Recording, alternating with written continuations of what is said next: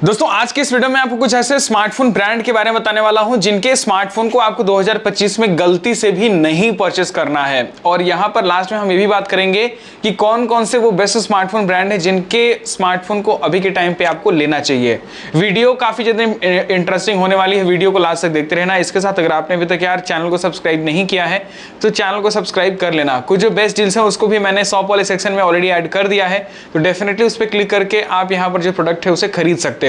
अगर हम बात करें उन स्मार्टफोन ब्रांड के बारे में जिनके स्मार्टफोन को आपको 2025 में बिल्कुल भी नहीं खरीदना चाहिए, तो अगर आप इन स्मार्टफोन ब्रांड के फोन्स को लोगे तो कहीं ना कहीं आपका जो पैसा है वो टोटली वेस्ट ही जाने वाला है।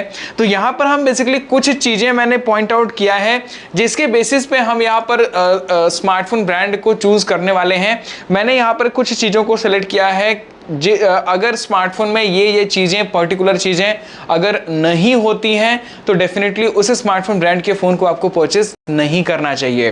तो अगर मैं बात करूं सबसे पहले कि वो क्या चीजें हैं जो कि आपको डेफिनेटली देखनी चाहिए एक नया स्मार्टफोन में, तो सबसे पहले आपको उस स्मार्टफोन ब्रांड का फोन बिल्कुल भी नहीं परचेस करना है जिसका आपके एरिया में सर्विस सेंटर नहीं हो।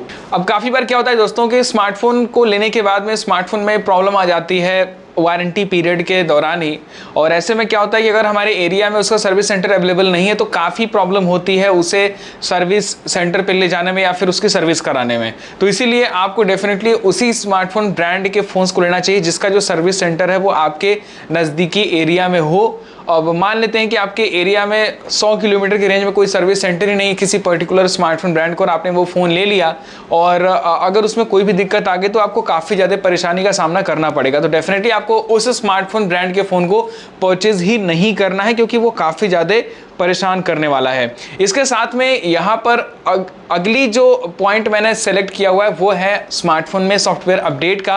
अब यहाँ पर क्या होता है कि काफ़ी सारे स्मार्टफोन ब्रांड लॉन्च के टाइम पे तो ये कमिट कर देते हैं कि हम इसमें 4 से 5 साल का सिक्योरिटी पैच अपडेट या फिर एंड्रॉइड अपडेट देने वाले हैं, लेकिन जब बारी आती है स्मार्टफोन में अपडेट देने की तो वो उससे पीछे हटने लगते हैं और अपडेट जो है वो काफ़ी डिले होते हैं, या फिर अगर उन्होंने 4 साल क्लेम किया है तो वो साल भर या 2 साल के बाद उसमें अपडेट ही नहीं आता है।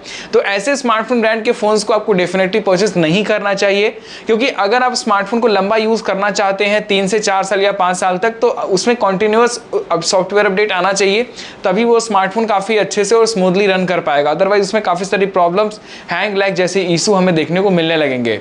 तो आपको लंबे अपडेट वाले फोन को परचेस करना है अगर आपको लंबा स्मार्टफोन यूज करना है, और उसी स्मार्टफोन ब्रांड के फोन को आपको परचेस करना है जो कि टाइम टू टाइम जो अपडेट है उसे अपने स्मार्टफोन में सेंड करता रहे। फॉर एग्जांपल मैं सैमसंग को अगर देखूं तो सैमसंग के स्मार्टफोन में सबसे लंबे टाइम तक अपडेट आता है और इनके स्मार्टफोन में अपडेट जो है वो टाइम टू टाइम हमें मिलता भी है। तो इसी टाइप के स्मार्टफोन ब्रांड के साथ में आपको जाना चाहिए। अगले स्मार्टफोन ब्रांड को आपको बिल्कुल भी नहीं परचेस करना चाहिए ऐसे स्मार्टफोन जिनके अंदर आपको एड्स देखने को मिल रही हो स्मार्टफोन के प्री इंस्टॉल्ड ऐप्स में, या फिर स्मार्टफोन के यूआई के अंदर आपको एड्स मिल रही हो, तो उन स्मार्टफोन ब्रांड के फोन्स को आपको बिल्कुल भी नहीं परचेस करना चाहिए, क्योंकि वो काफ़ी ज़्यादा एनोइंग है और आगे चल के आपको काफ़ी ज़्यादा प्रॉब्लम फेस करने को मिलेगी उस स्मार्टफोन ब्रांड की वजह से स्मार्टफोन को यूज़ करने में, और वो काफ़ी मतलब एक डिस्टर्ब सा हो जाता है। तो आपको एड्स वाले फोन्स को बिल्कुल भी परचेस नहीं करना है। अगर हमने किसी भी चीज़ को पे किया है किसी चीज़ के लिए तो फिर हम उसमें एड्स क्यों देखें, तो ये चीज़ें आपको बिल्कुल भी नहीं करनी है। अगली जो पॉइंट मैंने रखा हुआ है वो भी स्मार्टफोन के यूआई को लेकर के ही है। जिस भी स्मार्टफोन ब्रांड के फोन के अंदर आपको प्री इंस्टॉल्ड बहुत सारे ब्लॉटवेयर्स भर भर के मिले, उस स्मार्टफोन ब्रांड के फोन को आपको नहीं खरीदना चाहिए, क्योंकि उसके अंदर जो ज़्यादातर स्टोरेज वगैरह है वो ऑलरेडी वो ऐप ही लेकर के बैठा हुआ है। तो अब यार अगर हम स्मार्टफोन परचेस कर रहे हैं तो उसके अंदर हमें क्लीन यूआई चाहिए। थोड़ी बहुत ऐप्स चलती हैं, लेकिन अब फालतू के ऐप्स भी पूरा का पूरा भर दोगे तो फिर डेफिनेटली वो चीज़ें अच्छी नहीं लगती। और आपने ये चीज़ें गौर किया होगा, देखा होगा कि जैसे स्मार्टफोन ब्रांड के फ़ोन के अंदर ऐड आता है वहीं सेम स्मार्टफोन ब्रांड बहुत सारे प्री इंस्टॉल्ड ब्लॉटवेयर्स भी अपने स्मार्टफोन में देते हैं। तो ऐसे स्मार्टफोन ब्रांड से आपको डेफिनेटली बचना चाहिए और इनके फ़ोन्स को नहीं लेना चाहिए। इसके साथ में ऐसे भी स्मार्टफोन ब्रांड के फ़ोन को आपको नहीं लेना चाहिए जिसके अंदर ओल्ड प्रोसेसर का यूज़ हुआ हो। काफ़ी सारे स्मार्टफोन ब्रांड हैं जो कि 2 से 3 साल पुराना प्रोसेसर भी अपने स्मार्टफोन में अभी के टाइम भी यूज़ कर रहे हैं, और अच्छे खासे प्राइस पॉइंट वाले फ़ोन में, फॉर एग्जांपल 20 से 22 हज़ार रुपये वाला फ़ोन हो गया, उसमें कॉलकॉम स्नैपड्रैगन 6 जनरेशन के प्रोसेसर को यूज़ कर रहे हैं। तो ये चीज़ें काफ़ी ज़्यादा एनोइंग है और अच्छी परफॉर्मेंस आपको नहीं मिलेगी। हम पैसा पे कर रहे हैं तो डेफिनेटली हमें लेटेस्ट सारी चीज़ें चाहिए। इसके साथ में दोस्तों मैं आपको ये भी कह दूं लास्ट में कि ऐसे भी स्मार्टफोन ब्रांड के फ़ोन्स को आपको नहीं लेना चाहिए जो कि ओल्ड टाइप के फीचर्स दे रहे हो। फॉर एग्जांपल अभी के टाइम पे AI काफ़ी ज़्यादा पॉपुलर हो रहा है स्मार्टफोन्स में, और आपने देखा होगा कि बहुत सारे स्मार्टफोन ब्रांड हैं जो कि 15 से 20 हज़ार रुपये वाले सेगमेंट में भी कैमरे के अंदर AI के फीचर्स दे रहे हैं। फॉर एग्जाम्पल उसके अंदर AI फोटो इन्हेंसर है और फोटो को आप AI के थ्रू ऑप्टिमाइज़ भी कर सकते हो। तो ये जो चीज़ें हैं वो डेफिनेटली अभी के टाइम पे 20,000 से 15 से 20 हज़ार रुपये वाले स्मार्टफोन में और 20 से 25 हज़ार रुपये वाले स्मार्टफोन में लगभग स्मार्टफोन ब्रांड यूज़ करें, लेकिन अभी भी कुछ स्मार्टफोन ब्रांड है जो कि AI कैमरा वाले फीचर्स को नहीं दे रहे हैं। तो डेफिनेटली आपको AI के साथ में जाना चाहिए और वो आपके कैमरा एक्सपीरियंस को या फिर आपके स्मार्टफोन एक्सपीरियंस को काफ़ी ज़्यादा इन्हांस करेगा।